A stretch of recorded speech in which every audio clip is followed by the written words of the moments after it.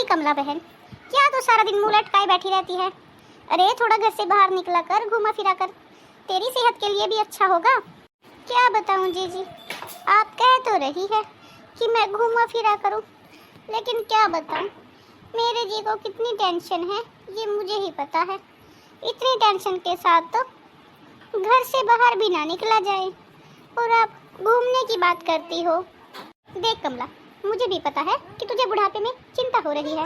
बेटे को पढ़ाया लिखाया, अच्छी नौकरी पर लगाया, और वो है कि तुम्हें यहाँ गांव में छोड़कर खुद शहर में रहने के लिए चला गया। देखो बहन, दुख की बात तो है ही, बुढ़ापे में ऐसे माँ बाप को अकेला कौन छोड़कर जाता है, लेकिन कर भी क्या सकते हैं, आजकल के बच्चों की सोच ऐसी ही हो गई है। लेकिन तू मुझे एक बात बता, वो शहर में रहता है तो फिर वो तुम्हें क्यों नहीं लेकर जाता? अरे तुम उसके साथ रहोगी तो उसका काम ही आसान होगा, उसके खाने पीने में, कपड़े वगैरह में। अकेला बेचारा क्या क्या करता होगा। तुम उससे बोल कर देखो कि वो तुम्हें अपने साथ शहर ले जाए, उसे भी सहूलियत हो जाएगी और तुम्हें भी सहारा मिल जाएगा। वो कहते हैं ना, एक से भले दो और दो से भले चार। अब वो वहाँ पर अकेला रहता है, अगर तुम चले जाओगे तो वहाँ पर 3 लोग हो जाएंगे, उसका भी अकेलापन दूर हो जाएगा और तुम्हें भी सहारा मिल जाएगा। जी, दुख तो इसी बात का है कि अब वो हमें शहर लेकर नहीं जाना चाहता। शहर लेकर नहीं जाना चाहता? लेकिन ऐसा क्यों? अब क्या बताऊं मैं जीजी तुम्हें। बच्चे 2 अक्षर पढ़ लिख जाते हैं, नौकरी लग जाते हैं, तो सोचते हैं कि माँ बाप को जमाने का क्या ही पता है। मैं तुम्हारी बातों को समझ नहीं रही हूँ। हाँ जीजी, आप समझोगी कैसे? मैं बताऊं भी तो कैसे बताऊं? मेरे बेटे ने शहर में रहकर कोर्ट मैरिज की है, शादी कर ली उसने वहाँ पर, और हमें बताया तक नहीं। लड़की नए ख्यालों वाली है और गांव उसे पसंद नहीं है, इसीलिए वो यहाँ भी नहीं आना चाहती और हमें वहाँ पर भी नहीं बुलाना चाहती। साल भर हो गया है शादी को, लेकिन बेटा अभी तक बहू को लेकर गांव नहीं आया और ना ही वो आना चाहती है। अरे कमला, ये तो तेरे साथ बहुत बुरा हुआ। प्रणाम माँ। कैसी हो माँ? अरे रोहन बेटा, तू इतने दिनों बाद? हाँ माँ, आपकी बहुत याद आ रही थी और मिले हुए इतना समय हो गया था, इसीलिए मैं चला आया। अरे बेटा, ये बहू है ना? प्रणाम मम्मी जी, कैसी हो आप? अरे बेटा, मैं तो बहुत अच्छी हूँ और तुम्हें देखकर तो और भी अच्छी हो गई हूँ। अच्छा कमला बहन, मैं चलती हूँ, तो जरा अपने बेटे बहू को बैठा, खाना पानी खिला, फिर आती हूँ तुझसे मिलने के लिए। ठीक है जीजी।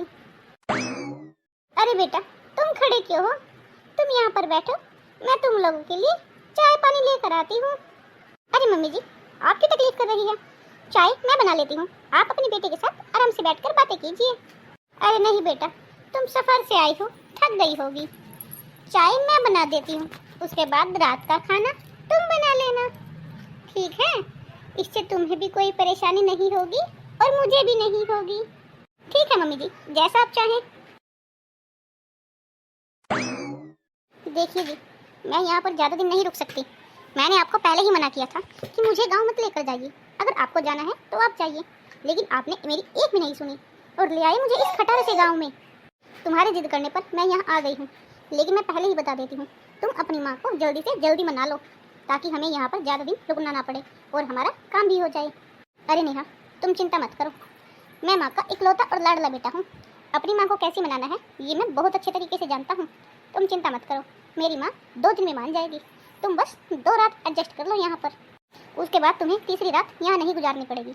मैं प्रॉमिस करता हूँ कि हम तीसरी रात अपने रूम पर ही गुजारेंगे, और वो भी माँ के साथ। मैं भी देखती हूँ कि तुम किस तरीके से मनाते हो अपनी माँ को, मुझे तो नहीं लगता कि ये इतनी जल्दी मान जाएंगी। ये लो बेटा, मैं तुम दोनों के लिए चाय लेकर आई हूँ। अरे माँ जी, अब वहाँ क्यों खड़ी है, आप चाय यहाँ रख दीजिए। ठीक है बेटा, तुम आराम से पी लेना चाय, ज़्यादा चिंता मत करना। मम्मी जी, चाय तो हम पी लेंगे, लेकिन हमें ना आपसे कुछ बात करनी है। क्या बात करनी है बेटा? हाँ माँ, मैं ना आपसे बहुत ज़रूरी काम से आया हूँ। अरे बेटा, ऐसा भी कौन सा काम है जो तुझे आज ही करना है? माँ, हम चाहते हैं कि तुम हमारे साथ शहर चलो। हाँ मम्मी जी, आप यहाँ पर अकेले रहते हो, और वैसे भी जब आपकी बहू है तो आपको अकेला रहने की और काम करने की क्या जरूरत है? मैं कुछ समझ नहीं रही हूँ बेटा। देखो माँ, सीधी सी बात है, हम चाहते हैं कि तुम हमारे साथ शहर चलो। हाँ मम्मी जी, आप वैसे भी यहाँ पर अकेली करती ही क्या हो? सारा दिन बोर हो जाती होगी। 2 जनों का काम है, आप खाना पीना बनाकर सारा दिन क्या करती रहती हो? हमारे साथ शहर चलो, खाना पीना हम बनाएंगे, आप तो वहाँ पर रोजाना अच्छी अच्छी चीजें देखना। सुबह शाम आप हमारे साथ मंदिर चलना, दोपहर में आप पार्क में जाना, और जहाँ आपका मन करे वहाँ घूमना आप। ठीक है बेटा, वैसे भी अब गांव में मन नहीं लगता तुम दोनों के बिना, मैं भी तुम्हारे साथ शहर ही चलूंगी। मम्मी जी, आपका यहाँ मन तो लग गया है ना? हाँ मम्मी, अगर तुम्हें कोई तकलीफ हो तो हमें बताओ। अरे बेटा, तकलीफ किस बात की? बहू मेरा इतना ध्यान रखती है, मुझे तो किसी चीज़ की चिंता महसूस ही नहीं होती। बेटा, मैं तो सोच रही थी कि काश मैं तुम्हारे साथ पहले ही आ जाती, तो मुझे 1 साल में जो दुख देखने पड़े हैं वो तो शायद मैं ना देखती। तुम दोनों के साथ रहकर तो मुझे ऐसा लग रहा है कि जैसे यहीं पर ही जन्नत मिल गई हो। बेटे बहू के साथ रहना ही बहुत बड़ी खुशी की बात है, और सबसे बड़ा सुख भी यही है। मम्मी, मैं काम पर चलता हूँ, आपको शाम को मिलता हूँ आकर। और मम्मी जी, मुझे भी आज थोड़ा मार्केट में काम है, मैं भी मार्केट होकर आती हूँ। मैंने आपका खाना बना कर रख दिया है, आप खा लेना। है बेटा, तुम दोनों जाओ, मेरी चिंता मत करो, मैं अपना ध्यान रख लूँगी। मैं तो बहुत भाग्यशाली हूँ जो मुझे ऐसे बहू और बेटा मिले हैं, दिन रात मेरी सेवा करते रहते हैं। हे भगवान, इस घर को किसी की नजर ना लगे। बस भगवान से यही दुआ करती हूँ कि जब तक जिंदा हूँ बहू बेटों के सामने ही ऐसे ही रहूँ, ये मेरी आंखों से कभी ओझल ना हो। चलो अच्छा है, जिस काम के लिए गई थी वो काम तो हो ही गया, बस एक बार ये आ जाए तो मेरी आधी टेंशन कैसे ही खत्म हो जाएगी। नेहा, तुम यहाँ क्या कर रही हो? तुम्हें तो वहाँ होना चाहिए था ना जहाँ तुम मुझे बोलकर गई थी। अरे आप चिंता क्यों करते हो, मैंने अपना काम पूरी तरीके से कर दिया है, अब बारी तुम्हारी है। हाँ हाँ, तुम चिंता मत करो, मुझे अपना काम बखूबी करना आता है। एक काम करो, मैं माँ के कमरे में जाता हूँ, तुम भी वहीं पर आ जाना। अरे माँ, कैसी हो तुम? और बताओ कैसा रहा तुम्हारा आज का दिन? अरे बेटा, प्रभु की दया से और तुम सबके साथ से बहुत अच्छा है। यहाँ आने के बाद तो कब दिन होती है और कब रात होती है मुझे तो पता ही नहीं चलता। बस पूरा दिन आराम से बैठे रहो, खाना खाओ, सो जाओ, और अगर मन ना लगे तो थोड़ा बाहर घूमो। अरे माँ, इसीलिए तो हम तुम्हें यहाँ लेकर आए थे कि तुम्हारे गांव में कोई ख्याल रखने वाला भी नहीं था, तो हमने सोचा कि तुम्हारा हम ख्याल भी रख लेंगे और अपने काम भी करवा लेंगे। अपने काम भी करवा लोगे मतलब? अरे मम्मी, एक बात बताओ, तुम गांव में अकेली रहती थी, अकेली बोर हो जाती थी, अब यहाँ हमारे साथ रहोगी तो घुलोगी मिलोगी, अच्छा लगेगा, तुम्हारी सेहत अच्छी रहेगी, तभी तो तुम हमारे बच्चों को परवरिश अच्छी दे पाओगी। अरे बेटा, अभी तुम्हारे बच्चे हैं ही कहाँ जो मैं उन्हें अच्छी परवरिश दे पाऊँ? माँ, वही तो बात है ना, मैं तुम्हें आने वाले समय के लिए तैयार कर रहा हूँ। रोहन, ये लो जो तुमने मंगाया था मैं ले आई हूँ। अरे बेटा, क्या है ये? अरे माँ, कुछ भी नहीं है, मैंने ना तुम्हारे नाम पर एक छोटी सी दुकान खोली है, उसी पर लोन लिया है मैंने, बस इस पर तुम्हारे सिग्नेचर चाहिए मुझे। सिग्नेचर? ये सिग्नेचर क्या होता है बेटा? ओह मम्मी, मैं तो भूल ही गया था। मम्मी, इस पर ना तुम्हारे अंगूठे का निशान लगाना है। लेकिन बेटा, ये कागजात कैसे हैं? अरे माँ, तुम्हें अभी तो बताया है कि एक दुकान है उस पर लोन लिया है, इसीलिए तुम्हारे अंगूठे का निशान चाहिए। हाँ हाँ मम्मी जी, आप चिंता मत करिए, ये सब हम आपके लिए ही तो कर रहे हैं, बस एक बार आप इन पर अंगूठा लगा दीजिए, उसके बाद सब अच्छा होगा। ठीक है बेटा, लगा देती हूँ अंगूठा। जिस काम में मेरे बच्चे खुश हैं उसी काम में मैं भी खुश हूँ। ले बेटा, लगा दिया मैंने इस पर अंगूठा। ओ मम्मी, तुम कितनी अच्छी हो, तुम्हें पता नहीं है कि तुमने हमें क्या दे दिया है। अच्छा नेहा, तुम एक काम करो, तुम जाकर माँ की फेवरेट चीज़ बनाओ, मैं बाजार से कुछ मिठाइयाँ लेकर आता हूँ। हाँ हाँ बिल्कुल जी, जैसा आपने कहा है मैं माँ के लिए बिल्कुल वैसा ही बनाऊंगी।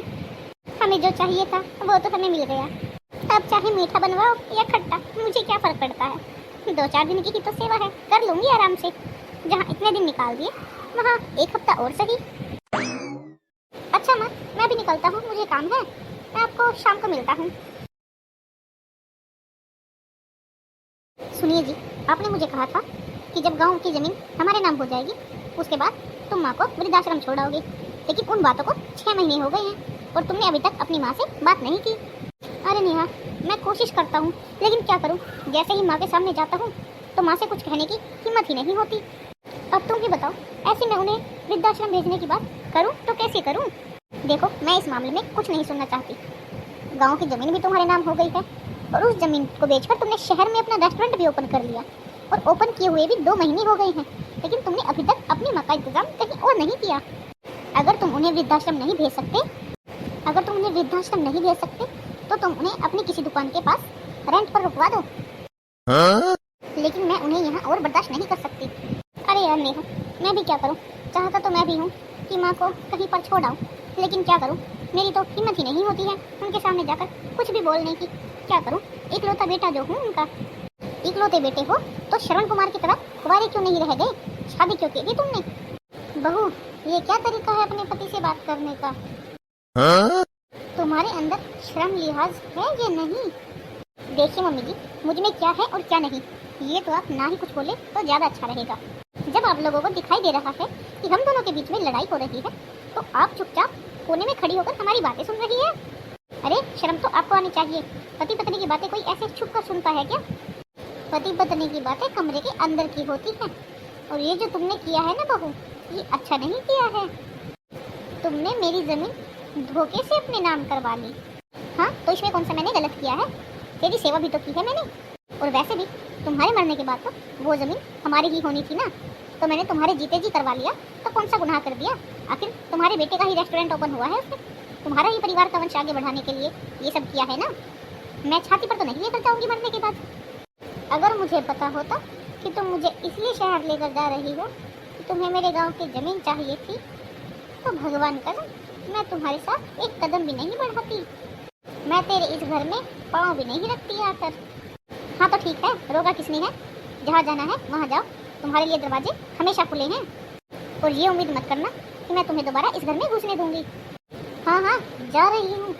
वैसे भी अब मैं इस नरक में और नहीं रहना चाहती। इससे तो अच्छा है कि मैं कहीं वृद्धाश्रम में रह लूँ। अरे माँ, आप कहाँ जा रही हो? जहन्नुम में जा रही हूँ बेटा। तुझे क्या फर्क पड़ता है? जो तू इसने काम किया है उसमें बराबर का हिस्सेदार तो तू भी है। अगर तूने रोका होता तो शायद इसकी इतनी हिम्मत ना होती कि ये इतना बड़ा काम कर जाए। मैं तो जा रही हूँ, अपना ध्यान रखना बेटा। मैं तो जा रही हूँ, लेकिन तुझे एक नसीहत देकर जा रही हूँ कि समय का पहिया गोल है। तुम जैसा करते हो वो तुम पर घूमकर उल्टा वापस ही आता है।